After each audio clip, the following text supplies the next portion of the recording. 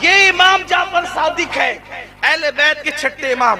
اب ان کے پاس کوئی مسئلہ پوچھنے آیا، کہنے لگا کہ حضرت یہ بتائیں کہ تلوار میں جو چاندی کی موٹ لگائی جاتی ہے وہ جائز ہے کہ ناجائز؟ کیا ہے؟ جائز ہے کہ ناجائز؟ اب اگر مجھ سے کوئی پوچھے کہ چائنیز کھانا جائز ہے کہ ناجائز، تو میں کہوں گا جائز ہے. تو کہیں گے اس کی دلیل کیا ہے؟ تو میں کہوں گا کہ وہ جو فلاں خان صاحب فلم دنیا میں کام کرتے نا وہ بھی چائنیز کھاتے ہیں. کہا واہ جی واہ، بڑی دلیل لائی آپ نے، آپ بھی غیر معتبر ہو گئے غیر معتبر کا حوالہ دے کر. صحیح یہی نا بھائی، جائز بتانا ہے تو اس کا حوالہ دو.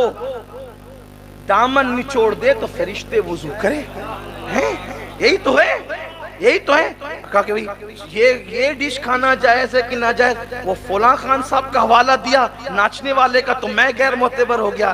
لیکن اگر میں نے یہ کہہ دیا کہ علامہ اختر رضا خان صاحب کو میں نے کرتے دیکھا ہے، یہاں بھی خان صاحب ہے نا، لیکن یہ کہہ دوں کہ علامہ اختر رضا خان صاحب جنہیں ہم اور آپ محبت پیار سے تاج الشریعہ کہتے ہیں ان کو کرتے دیکھا ہے، کہا نہیں اب بات مکمل ہے. کیوں؟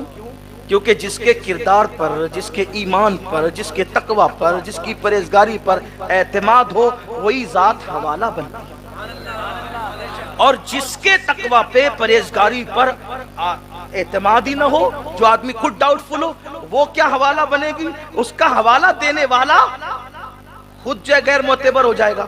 اب امام جعفر صادق، توجہ کر رہے ہیں آپ، امام جعفر صادق، امام جعفر صادق جو ہم حنفیوں کا حوالہ، جو شافعیوں کا حوالہ، جو مالکیوں کا حوالہ، جو حنبلیوں کا حوالہ، جو بہلول دانا جیسے مجذوب کا حوالہ، جعفر صادق سب کا حوالہ.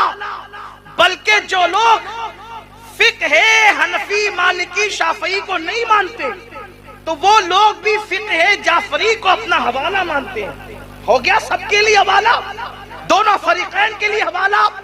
اب امام جعفر صادق سب کے لیے حوالہ، شیعہ سنی سب کا حوالے کا نام ہے جعفر صادق. وہی پر امام اعظم، وہی پر داتا علی حجوری، سب وہی جو سب کا حوالہ ہے امام جعفر صادق.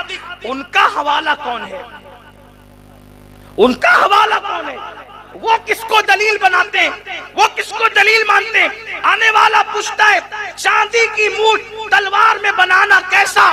فرماتے امام جعفر صادق جائز ہے، فرماتے جائز ہے. پوچھنے والے نے پوچھا دلیل؟ فرمایا ابو بکر صدیق نے اپنی تلوار میں چاندی کی موٹ لگائی تھی تو چونکہ انہوں نے لگائی تھی اس لیے جائز ہے. پتا چلا جعفر صادق کا مسلک یہ ہے. کام کیا ہوا اس کا مجھے کوئی خبر نہیں. ابو بکر غلط نہیں کر سکتے. اگر چاندی کی موٹ تلوار میں لگا لی تو ابو بکر کی بات دلیل بن گئی. اب جتنے کام ابو بکر نے کیے ہیں ابو بکر کے کام نہیں دیکھتے، چونکہ وہ ذات غلط کر نہیں سکتی اس لیے انہوں نے لگایا تو لگانا جائز ہے. تو آنے والے کی نیت میں کچھ ڈاما ڈول تھا. اس نے کہا آپ بھی ان کو صدیق کہتے ہیں؟ آپ بھی ان کو صدیق کہتے ہیں؟ اب امام جعفر صادق بیٹھے تھے، کھڑے ہو گئے اور پھر کہتے ہیں ہو صدیق صدیق صدیق صدیق صدیق صدیق.